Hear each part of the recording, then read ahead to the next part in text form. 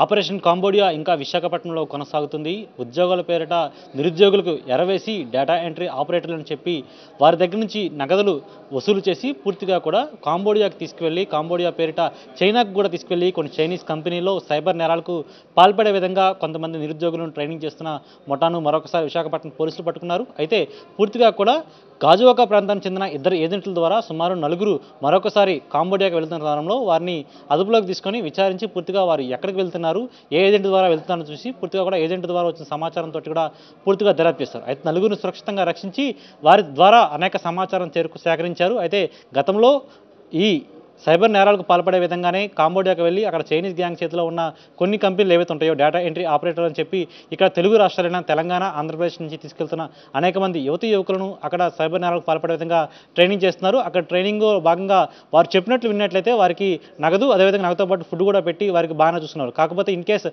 వారు ప్రతిఘటించినా సరే, లేకపోతే వారు ఆ ఉద్యోగం చేయనని లేదా సైబర్ నేరాలకు పాల్పడకపోయినా సరే వారిని హింసిస్తున్న ఘటనలు కూడా చోటు చేసుకున్నాయి. ఇప్పటికే కాంబోడియా వంటి ప్రాంతాల నుంచి అనేక మంది బాధితులను విశాఖపట్నానికి తీసుకొచ్చారు విశాఖ పోలీసులు.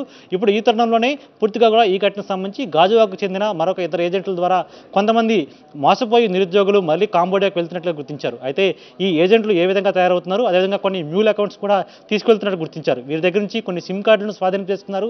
అయితే పూర్తిగా కూడా గతంలో కాంబోడియాకు వెళ్ళి ఈ విధంగానే సైబర్ నేరాలకు పాల్పడిన ఒక వ్యక్తి మరొకసారి విశాఖపట్నానికి వచ్చి విశాఖపట్నంలో మరొకసారి అనేక మంది నిరుద్యోగులను మోసం చేసి వారిని డేటా ఎంట్రీ ఆపరేటర్లు ఉద్యోగం సంబంధించి అవి ఉద్యోగాలు ఇప్పిస్తారని ఇక్కడి నుంచి విశాఖపట్నానికి కాంబోడియాకి తీసుకెళ్తున్నట్లుగా గుర్తించడం జరిగింది. పూర్తిగా కూడా ఈ కేసుకు సంబంధించి లోతైన దర్యాప్తు విశాఖ పోలీసులు చేపడుతున్నారు. ఈ దర్యాప్తులో పూర్తిగా ఇంకెంతమంది నిందితులు ఉంటారు, అదేవిధంగా ఎంతమంది ఏజెంట్లు ఉన్నారు, ఆ ఏజెంట్ల ద్వారా వచ్చిన సమాచారంతో మరొక వ్యాప్తంగా పూర్తిగా చైనీస్ కంపెనీస్ ఏవైతే ఉన్నాయో ఈ సైబర్ నేరాలకు పాల్పడుతున్నాయో అనేక మందిని ఇక్కడి నుంచి తెలుగు రాష్ట్రాల నుంచి తెలంగాణ, హైదరాబాద్, ఆంధ్రప్రదేశ్ నుంచి తీసుకెళ్లిన తర్వాత ఆ యువకులతోటి సైబర్ నేరాలకు పాల్పడుతున్నారు. వారి ద్వారా కోట్ల రూపాయలు నగదును కొల్లగొడుతూ ఇక్కడ ఇండియాలో లూటీ చేస్తున్నారు. అలాంటి నేరగాలపై పూర్తిగా కూడా కఠిన చర్యలు తీసుకునేందుకు అసలు ఈ గ్యాంగ్లో ప్రధాన సూత్రధారులు ఎవరైతే ఉన్నారో వారిని పట్టుకునేట్లయితే ఈ చైన్ మొత్తం బ్రేక్ అయ్యే అవకాశం ఉంది. అలాంటి చైన్ ఏది బ్రేక్ అవ్వలేదు కాబట్టి పూర్తిగా ఈ కేసులో ప్రధాన నిందితుల కోసం వేటైతే కొనసాగుతున్న విశాఖ పోలీసులు చెప్తున్నప్పుడు కూడా చిన్న చిన్న ఎవరైతే ఏజెంట్లు ఉన్నారో ప్రస్తుతం వారు మాత్రమే పట్టుబడుతున్నారు. అయితే ఈ ఏజెంట్ల ద్వారా పూర్తిగా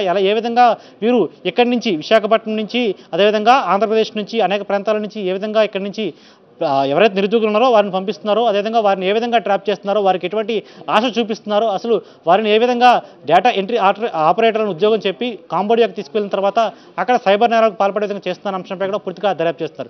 ఏదేమైనా సరే ఈ కేసులో మరింత పురోగతి సాధించినట్లయితే ఇంకా ఈ కేసులో ప్రధాన నిందితులు ఎవరుతున్నారో సూత్రధారులు, అదేవిధంగా చైనీస్ గ్యాంగ్కి సంబంధించిన ఎవరైతే సైబర్ నేరాలకు సంబంధించిన మ్యూల్ అకౌంట్స్ సేకరించడం కావచ్చు, లేకపోతే మ్యూల్ సిమ్ కార్డ్స్ని సేకరించడం కావచ్చు, వీటి సేకరించిన తర్వాత ఒక గ్యాంగ్గా ఏర్పడి పూర్తిగా కూడా వీరికి కొంతమంది కీ రోల్ ప్లే చేసేవాళ్ళు కొన్ని తెలుగు రాష్ట్రాల్లో కొంతమంది ఉండడంతో వీరి ద్వారా ఈ ముఠా అంతా నడుస్తున్నట్లు గుర్తించారు. అయితే ఈ ముఠా సభ్యుల్లో ప్రధాన నిందితులు ఎవరైతే ఉన్నారో వారిని పట్టుకున్నట్లయితే ఈ కేసు కొలుకు వచ్చే అవకాశం అయితే కనిపిస్తుంది. విడుదల స్టప్పలరాజుతో నరేష్, సాక్షి టీవీ, విశాఖపట్నం నుంచి.